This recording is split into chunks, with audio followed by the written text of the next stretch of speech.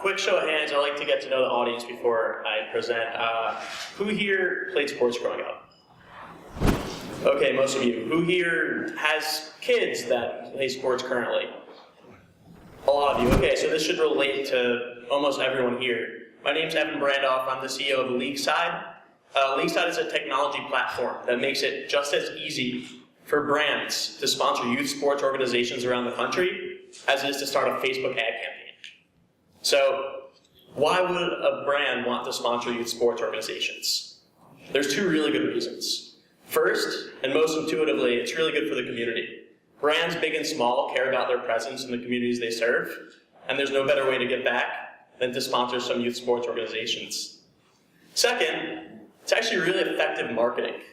There's an 84% brand recall at youth sporting events, meaning when parents and kids go to the game, they remember the brands that we're sponsoring 84% of the time. For comparison's sake, brand recall at pro sporting events is just 24%. So in other words, this isn't just good press, good for the community. This is extremely effective marketing. Now, I'm sure a lot of you might be familiar with the local deli or the local pizzeria sponsoring some sports organizations in the community. But if it's such an effective marketing channel, why aren't big businesses doing it too? Well, there's two factors that make it tough. First, it's an extremely fragmented market. There's 100,000 different youth sports organizations across the country, almost all of which are run independently from one another.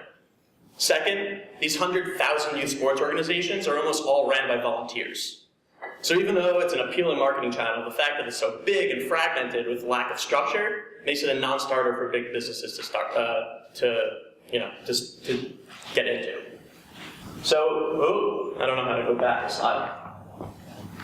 But so this is where LeagueSide comes in. LeagueSide makes it a simple two-step process for brands to sponsor youth sports organizations all across the country.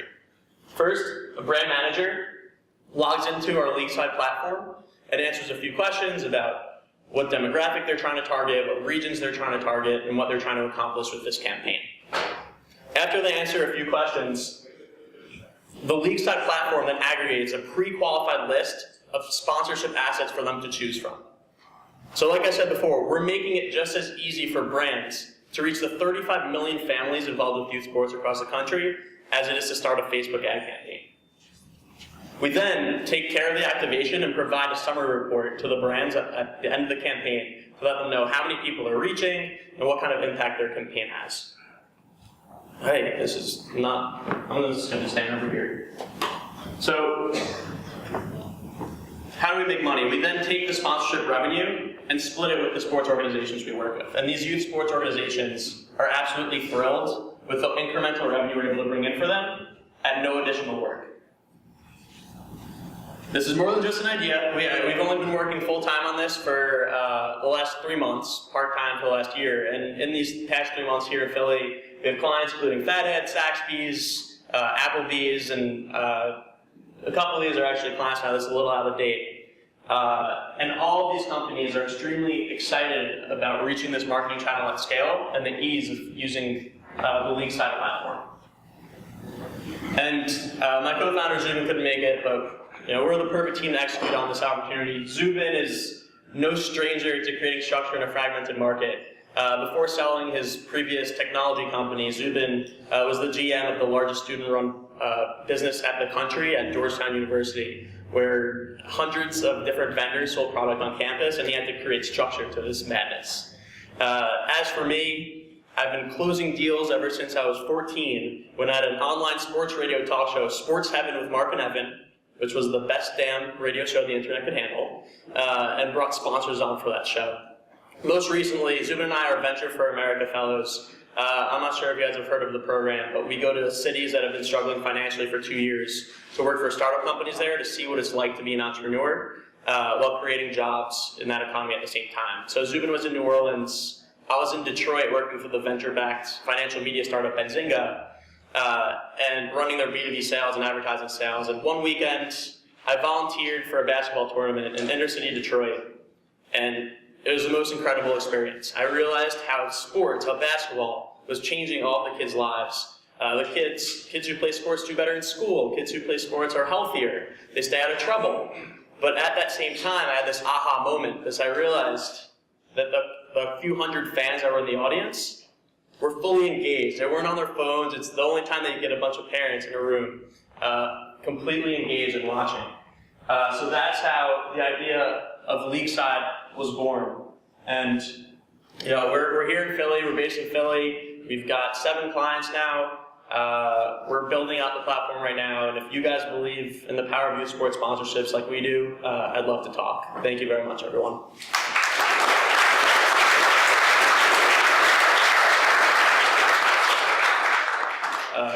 Questions? Do we have time for questions? Yeah. Okay.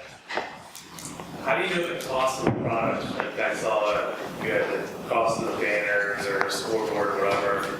Like, do you work with the leagues and understand what they're trying to get for that app? Yeah, great question. So our first 8 months before we went full time on this.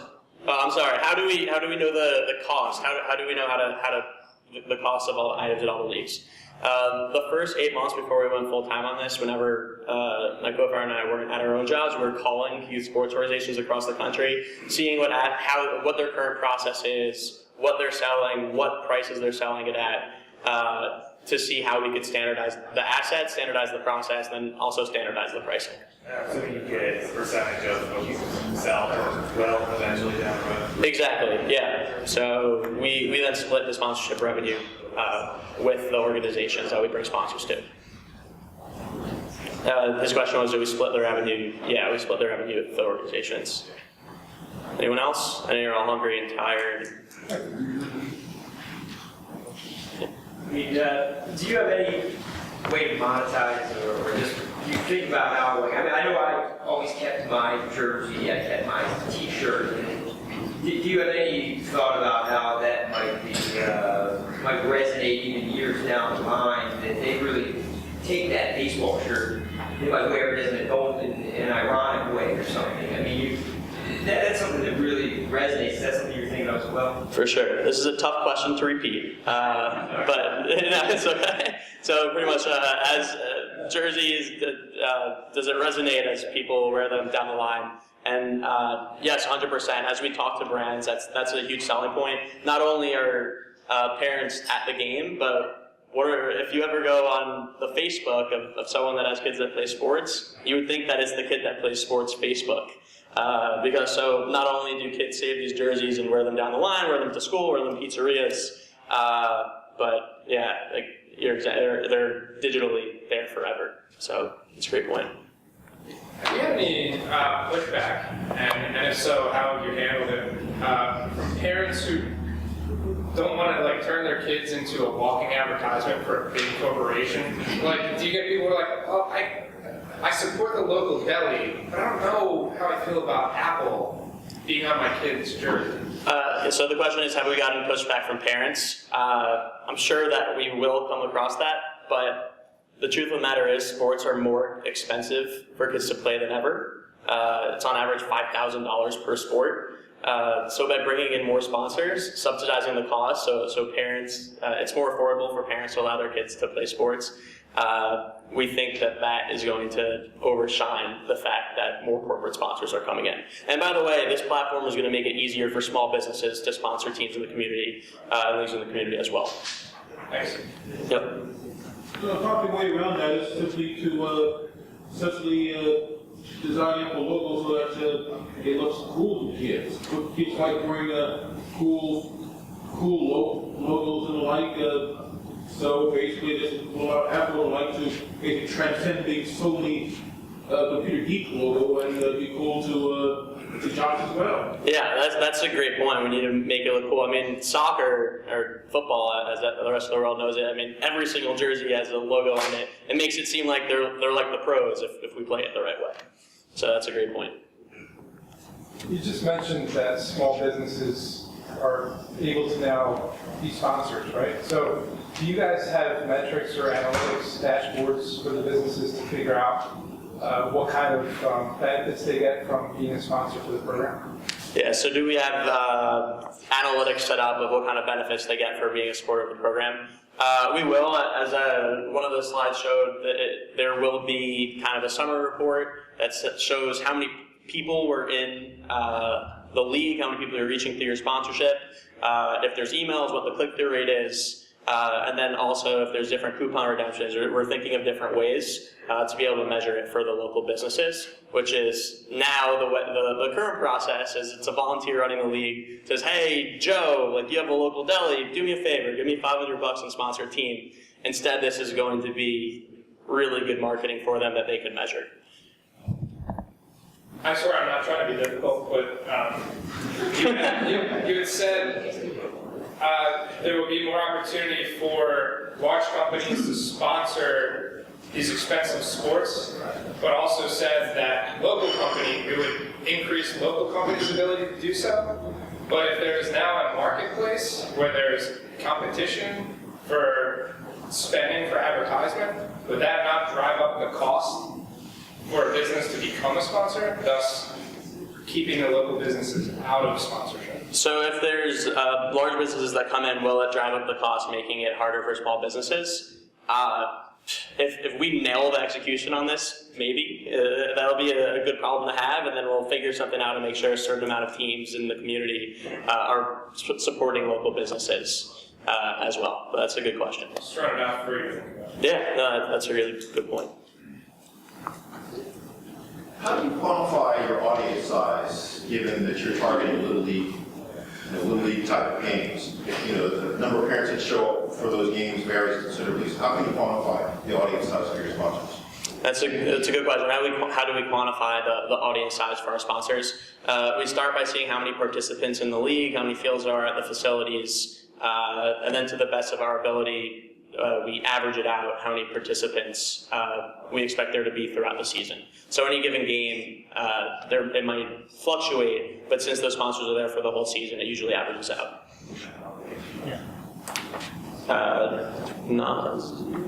Nate, sorry. So you said like with T Sports, there was like 84% of the people participating and watching that sport really responded to advertisements. Do you think that is partially due to the lack of commercialization of such sports, and so there's not so much noise to cut through? Because usually in advertisement, you get less of audience, that there's more like noise to cut through.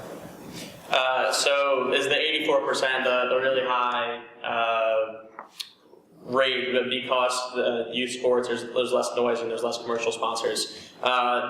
We believe that the reason that it's so high is because these sponsors are supporting the community, they're supporting children.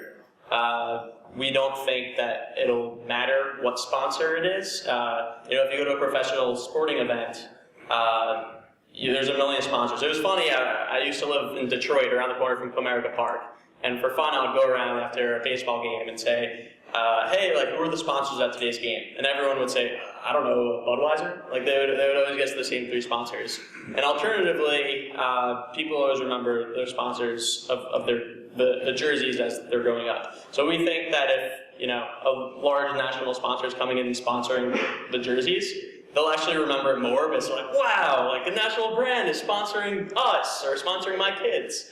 So we think that it won't play a factor. Last question. Sure. Are you valuing all of the teams the same, regardless of how good they are?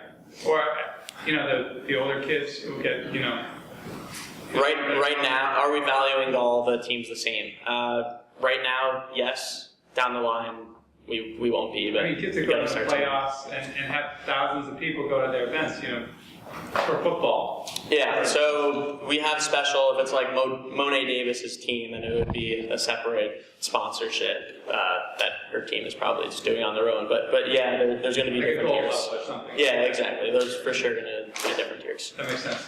I'm around a little bit longer if you guys have any more questions. Thank you all so much for coming out.